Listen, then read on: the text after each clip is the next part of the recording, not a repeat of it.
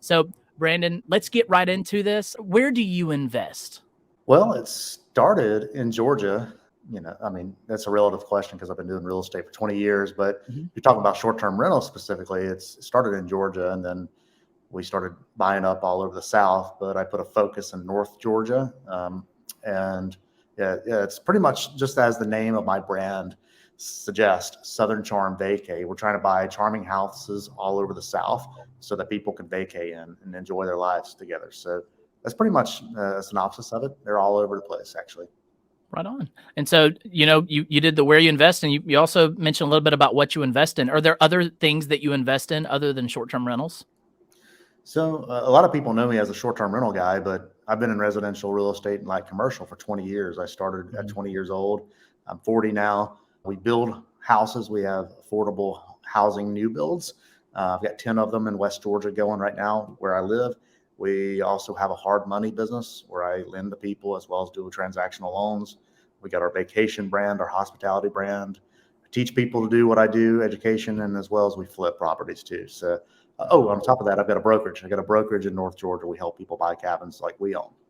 Oh my goodness. You got your hands in many fires, but it doesn't sound like you got too many irons out. So, I mean, you have found a way to systematize it in a way that you're not overstretched. You're not having to sacrifice, quality time with your family or anything like that, because you've sounds like you've really taken the time to systematize things in a way that you're not having to sacrifice that time with your family. So tell me a little bit about those affordable housing that you're building out there in West Georgia.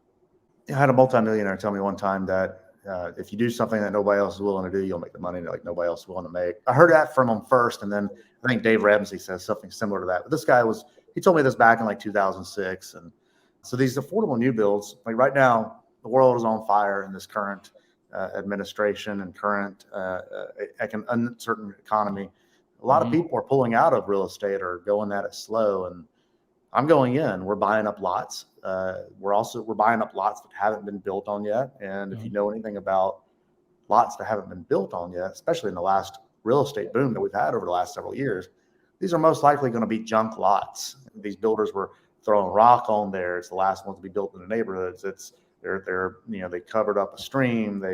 They threw all their dirt in there. So we're having to move dirt around. We're having to rehab lots, but we're getting them at stupid prices for like $4,000 or $5,000. They've already got utilities connected.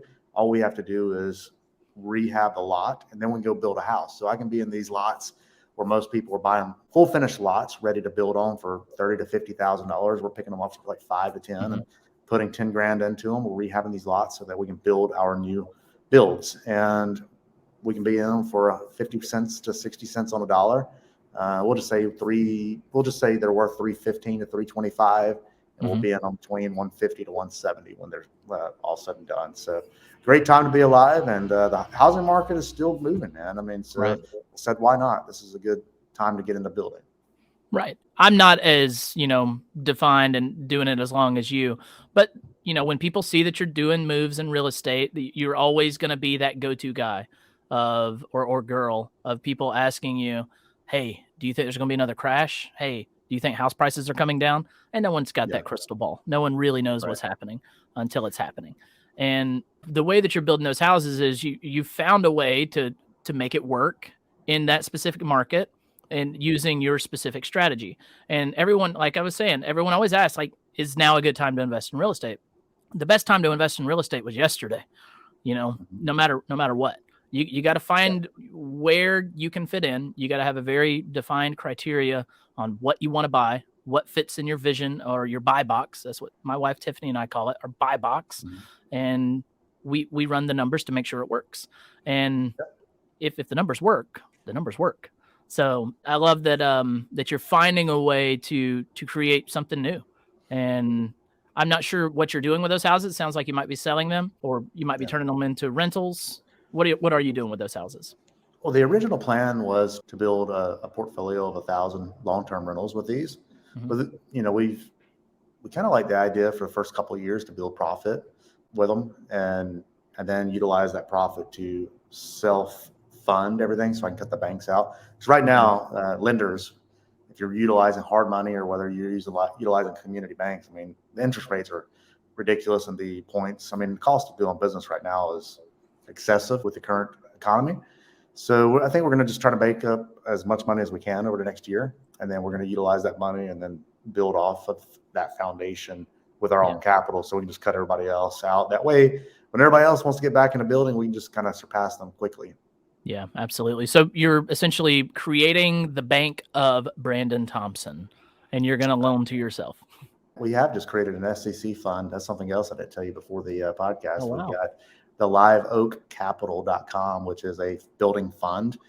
People can put money in there and get it out of the bank when banks are failing right now. We tie that to real estate and we go build houses with them, and then we sell them or we refinance them, and they're getting anywhere between 8 to 12% on their money just by pulling it out of the bank, putting it into our fund, and we collateralize all of the capital with the debt there. Yeah. And unlike the banks that are collapsing right now, you know, if you're listening to this and it's like year 2028, just know that we are recording this St. Patrick's Day weekend 2023. So you can go look in your archives and see that the Silicon Valley Bank just collapsed, and there are others looking like they're following suit because, you know, they're loaning money out with bonds, trying to secure it with a 2% return on a bond. But now with inflation, those bonds are up to 4%. So they're upside down, and they're not able to give people the money that they, you know, wholeheartedly trust that bank to hold. And, you know, there's a whole conversation that can be had about, you know, how much can a bank loan for every dollar that it takes in, and if that's going to change or not.